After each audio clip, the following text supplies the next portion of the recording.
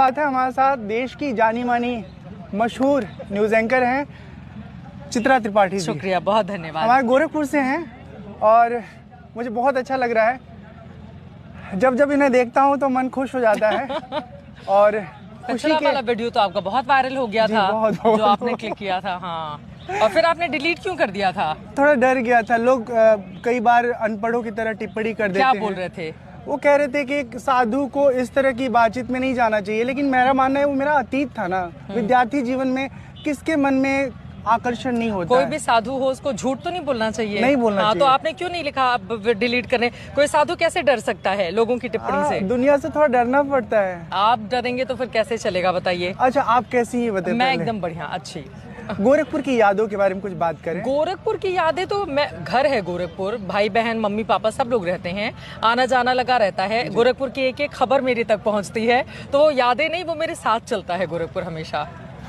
आपका जो पूरा सफ़र है वो बहुत संघर्षों से भरा है। मुझे बहुत सारा दृश्य याद है। ये ठीक बात है कि आप हमें नहीं जानती रही, कभी नहीं जानती रही हैं, लेकिन हम दूर से बहुत सारी जिंदगी का किस्सा और आपके जीवन का सफर देखते रहे। जब आप क्यों नहीं जानते रहे? आप मेरा पीछा करते थे साइकिल से, आप कह रहे हैं कि नहीं जानते रहे। जानते रहे भाई।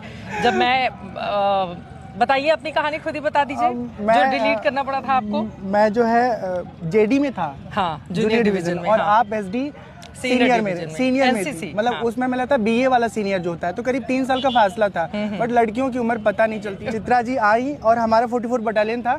हम एक साथ कई बार परेड करने का आसपास वातावरण पाते थे।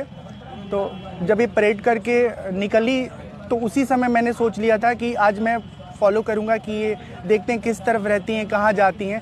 जब आपने चलना शुरू किया तो पीछे पीछे हम चले और जैसे ही आपने ना विश्वविद्यालय के प्रवेश मार्ग से परिसर में प्रवेश किया, हाँ।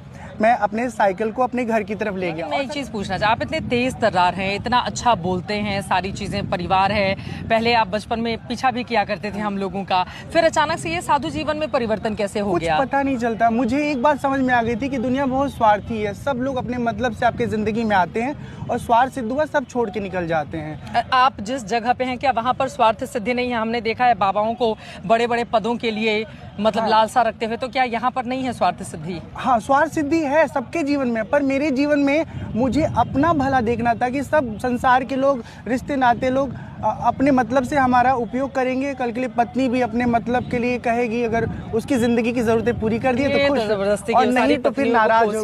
नहीं, सबको नहीं कोस रहे हैं। हाँ।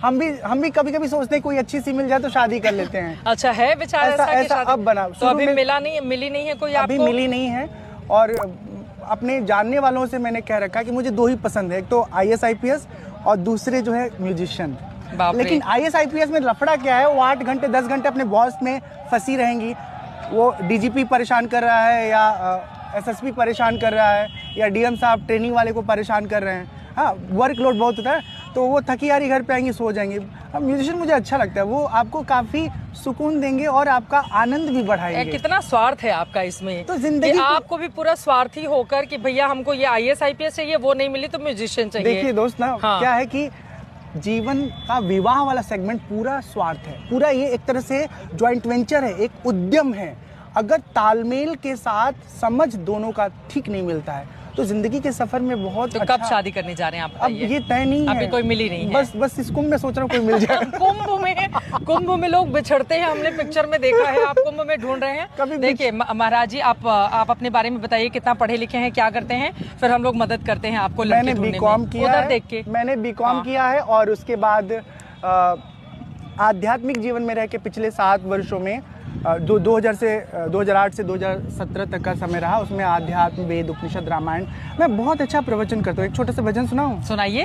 अरे मना समझ समझ पग धरिए, हो अरे मना समझ समझ पग धरिए, अरे मन इस जग में नहीं अपना कोई, परछाई सो डरिए, अरे मन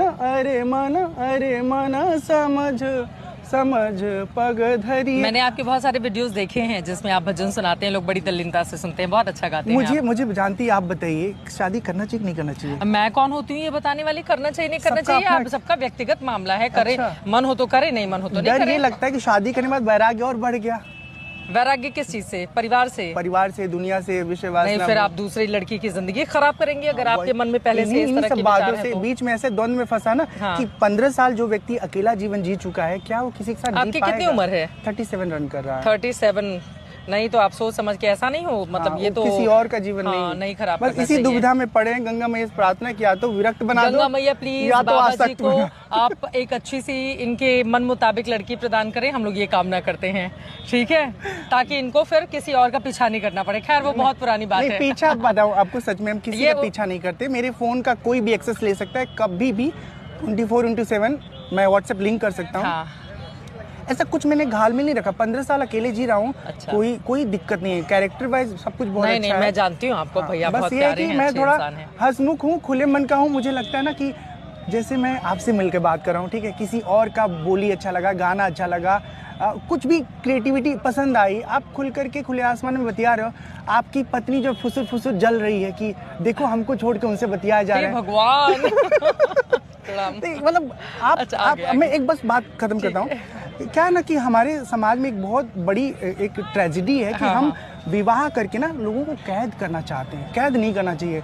शादी करो और खुली जिंदगी उसे दो, खुला जीवन जियो। विवाह के बारे में मतलब मुझे लगता है कि हर समय बदलते उसके साथ उसका अलग अलग स्वरूप आता है, तो मुझे लगता है कि जो जिसमें सुविधाजनक है उसको वैसा कर लेना चाहिए, है ना। लेकिन ये भी सच्चाई है कि सनातन धर्म में विवाह का अपना एक महत्व है और उसको इग्नोर नहीं करना चाहिए। लेकिन हमको सबसे बड़ा बात ये लग रहा है ना कि विवाह कर लेने से कैरेक्टर डिस्प्यूट वाला मामला खत्म हो जाएगा। नहीं, सिंगल कैरेक्टर ऐसा है कि अगर आप सिंगल है ना 60 उम्र में, नहीं मैं आपको बताऊं, अगर हम लोग इस तरह की बातें करेंगे, आप तो खैर खुद ही उससे आते हैं, आप बाबा हैं इतने बड़े, डिजिटल बाबा हैं।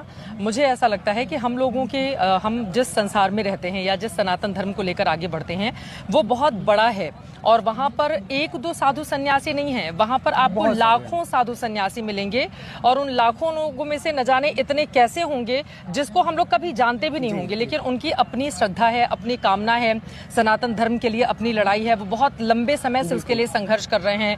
और उनमें से बहुत सारे लोग अविवाहित हैं जिन्होंने विवाह नहीं किया क्योंकि वो धर्म की रक्षा के लिए लड़ाई लड़ रहे हैं। तो मुझे लगता है कि अगर हम विवाह को लेकर इस तरह से जोड़ेंगे कि नहीं अगर हम विवाह नहीं करते हैं लोग हमारे ऊपर सवाल उठाएंगे, तो वो तमाम साधु सन्यासी जो अविवाहित रहकर समाज की, देश की, सनातन धर्म के लिए काम कर रहे हैं, तो फिर उनके ऊपर ये सवाल उठ जाएगा। उनके ऊपर सवाल नहीं है मेरा, क्योंकि बहुत बड़ा है और मतलब उन लोगों को कि जो अपने परिवार से विरक्त होकर और वो लगातार धर्म के लिए काम कर रहे हैं, तो उनके प्रति तो हमारी मतलब प्रणाम होना चाहिए। बिल्कुल सही बात है। बहुत अच्छा लगा आपसे बात करके। मुझे भी बहुत अच्छा लगा। आपको बहुत सारी शुभकामनाएं। खूब अच्छा कीजिए, ईश्वर आपको वो ताकत दे कि विवाह करना है वो फैसला लें आप, या विवाह नहीं करना है वो फैसला लें, लेकिन अगर करें तो भाई जीवन भर आप उससे निभाएं। मैं इसकी कामना करती हूँ। बहुत शुक्रिया, बहुत धन्यवाद, शुक्रिया।